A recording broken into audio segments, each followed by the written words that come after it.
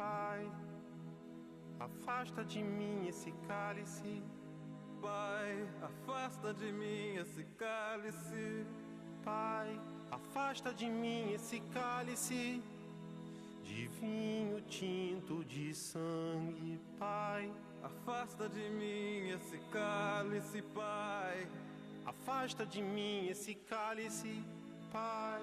Afasta de mim esse cálice de vinho tinto de sangue. Meu nome é Carlos Roberto Pitoli, tenho 70 anos, completos hoje. Sou capitão do Exército reformado, aposentado.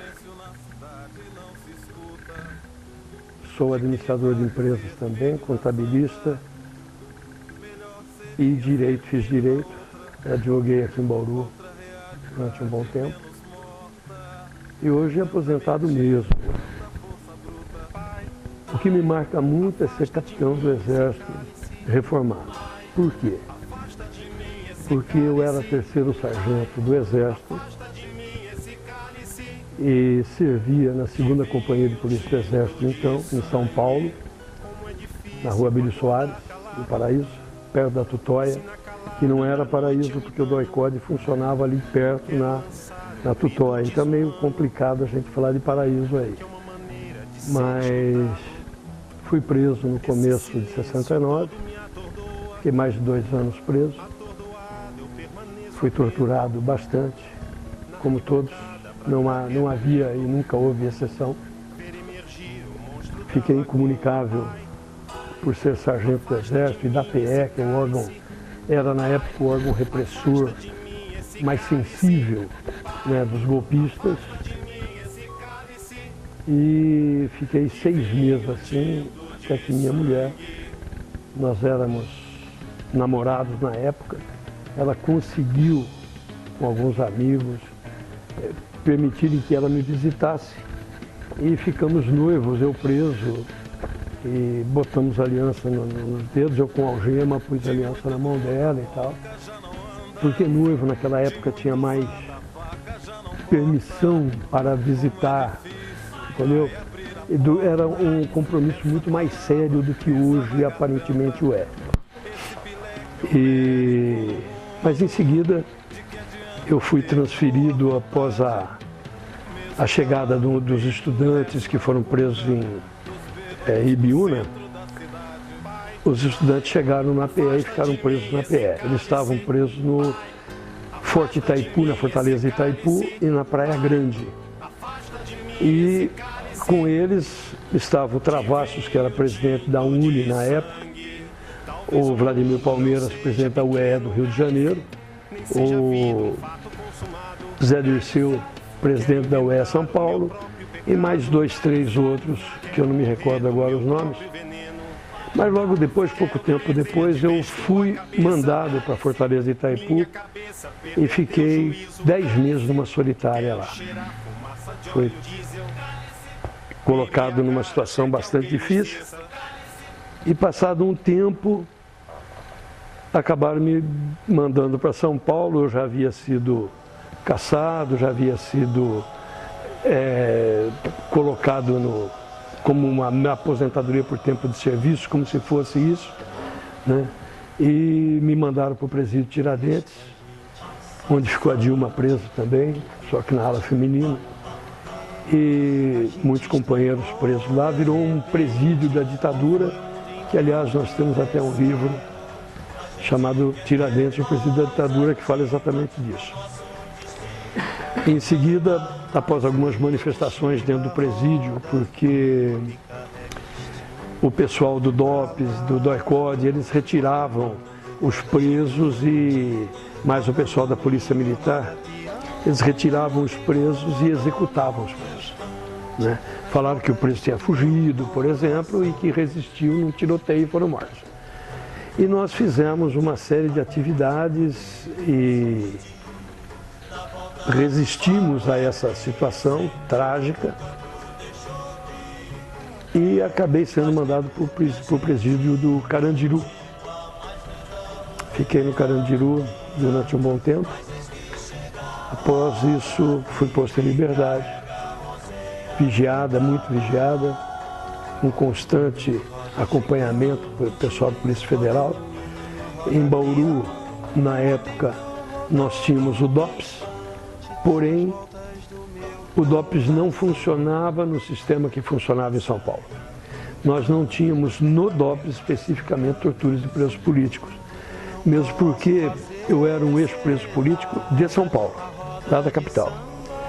E tivemos tem um outro sargento da época também capitão, ficou preso lá, foi preso por lá e não veio. Quando veio para Bauru, depois de exílio e tudo, já tinha mudado toda a estrutura política do país. Então, o DOPS de Bauru, especificamente, nós que formamos a Comissão da Verdade e trabalhamos na Comissão da Verdade, nós não temos nenhuma informação acerca de tortura, nós não tivemos nenhuma acusação acerca disso, e prisões indevidas nós tivemos, né?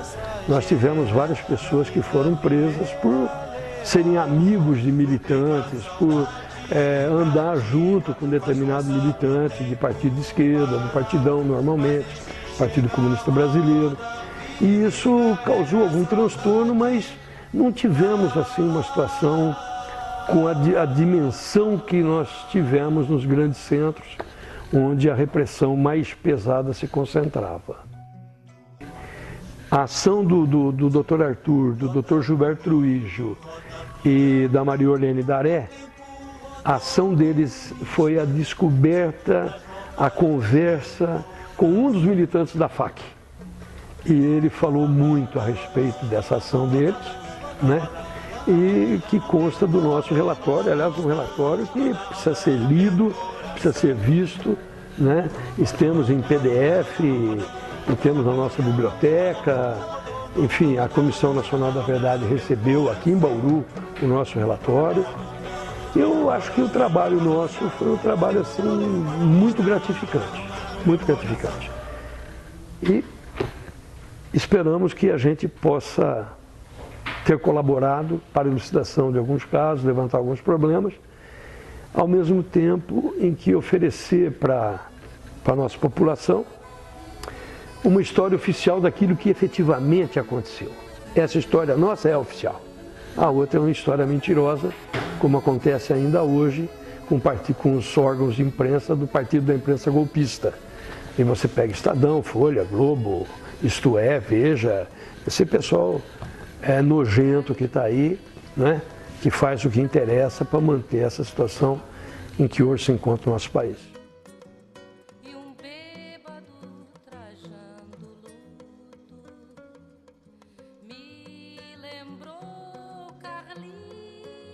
nome é Gilberto Truíjo, eu sou advogado, trabalhista, tenho 64 anos. Por 10 anos eu fui coordenador da Comissão de Direitos Humanos da OAB. Hoje eu faço parte da comissão como membro. E também faço parte do Conselho Municipal de Direitos Humanos. E lembro-me, né, na época no golpe de 64, eu era menino ainda, tinha meus 13, 14 anos, porque meu pai era do PCB, do Partidão, sindicalista, ferroviário, então eu lembro vagamente, mas eu já acompanhava tudo o que estava acontecendo. Através do Rock, né, o Rock convidou o Pittoli e o Pittoli nos convidou. O Dr. Arthur, advogado, militante até hoje, o professor Clodoaldo e a Maria Orlene Daré, que era da Comissão de Direitos Humanos do CRP. Aí começamos o trabalho, né, pesquisas, entrevistas, e principalmente a minha parte ficou com a FAC, né, a Frente Anticomunista, que foi citada aí pelo Pittoli, e essa FAC era chefiada pelo promotor de justiça, Dr. Silvio Marques Júnior. Ele criou a FAC, eles invadiam estabelecimentos, entidades, e tivemos um caso aqui de empastelamento, que eles invadiram a a sucursal do jornal Última Hora, armados, e destruíram totalmente e trancaram os funcionários, os jornalistas, né, dentro de um banheiro. Era aquilo, cheguei, né, aquela coisa que eles fazem para amedrontar, e nós tivemos essa participação, ouvimos, após pesquisas, eu, o Arthur e a Orlene, nós ouvimos uma pessoa que participou da FAC, e ela contou, inclusive mencionou nomes, nós fomos atrás, mas muitos deles não quiseram dar entrevista. Ele não, ele foi lá, deu a entrevista, citou o que eles faziam, inclusive com armas, tudo isso aí. E a gente ficou abismado, né, do que eles faziam aqui, que eram capazes. E sempre encapuçados. Nesse dia da Última Hora, eles entraram encapuçados no jornal. Se não falha a memória, um deles entrou sem o capuz. Na época, né, Bauru sempre foi uma cidade de direita, né? A maioria, 80% é direita aqui em Bauru, tá? E não me lembro muito bem, mas pelas pesquisas que fizemos, eles aceitavam a FAC. Inclusive teve até reunião na Câmara Municipal, onde foi cassado o mandato de um vereador comunista na época, o doutor Edson Gasparini, e pessoas de fora usaram a palavra, usaram a tribuna da Câmara contra esse vereador, o que é inacreditável. Então eles apoiavam a FAC, pelos fatos, pelos acontecimentos, pela reportagem que nós fizemos, eles apoiavam totalmente a FAC. Essas agressões, denúncias, né, chegavam, invadiam as casas, do Gasparini mesmo, eles chegaram a invadir a casa do Edson Gasparini, a mulher dele estava grávida, perdeu a criança, né, porque eles entraram, a polícia entrou para prendê-lo. Para prender o Gasparini, ele conseguiu fugir. Então, eles iam mesmo, iam nas casas, invadiam, todos encapuçados. É uma violência, no meu entendimento é uma violência. Desceu a estrada, subiu na vida, a menina aflita, ele não quer. Me chamo Clodoaldo Meneghello Cardoso, eu tenho 68 anos, sou professor de filosofia e fiz minha faculdade de filosofia no tempo da ditadura, no auge da ditadura, nos anos de 64 a 70, quer dizer, em pleno 68. Eu estava na PUC de Campinas e militando no movimento estudantil, né? A minha militância no movimento estudantil era na parte mais artística, porque eu era diretor de teatro. Então, nossos teatros engajados, né? E fazer militância mais via teatro, né? E posteriormente, eu terminei a faculdade, fui para o Rio de Janeiro, onde tinha contatos para pós-graduação e tive contato com o movimento artístico, o movimento hippie, que foi uma ala revolucionária a seu modo, né?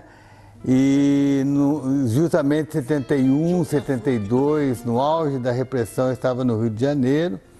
Eu tive que abandonar tudo, porque o clima estava muito pesado, e vim para o interior. O que é educação de direitos humanos? O coração da educação de direitos humanos é você desenvolver na criança uma dimensão que chama sujeito. Existe sujeito e objeto. Nós aprendemos em português, sujeito que pratica ação, objeto que recebe ação. O sujeito é um ser que tem uma autonomia de fora para dentro. O objeto é uma coisa que reage com ações de fora para dentro e outra de dentro para fora. Sujeito, objeto. Muito bem.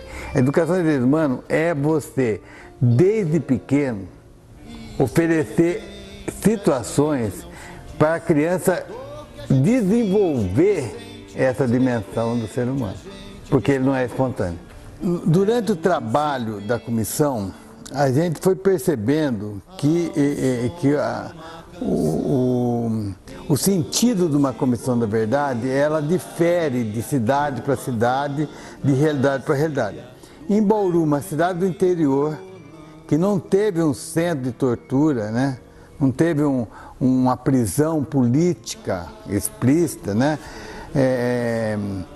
A repressão foi mais via instituições, né?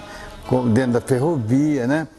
E a gente percebeu que seria possível aproveitar o trabalho da comissão para fazer um trabalho educacional nas escolas nesse período, né? Aí nós montamos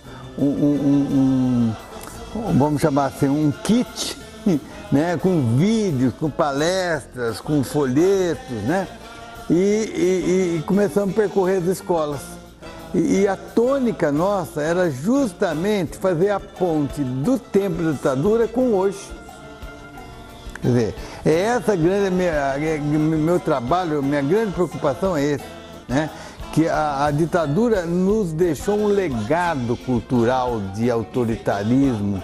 Quer dizer, o Brasil já é um país autoritário, tem uma estrutura autoritária nos 500 anos. Tanto assim que em 500 anos de Brasil, nós temos 60 anos de democracia só. Então é um país que tem uma história de uma cultura autoritária. É um país que aboliu a escravatura 100 anos depois do mundo todo ter abolido a escravatura.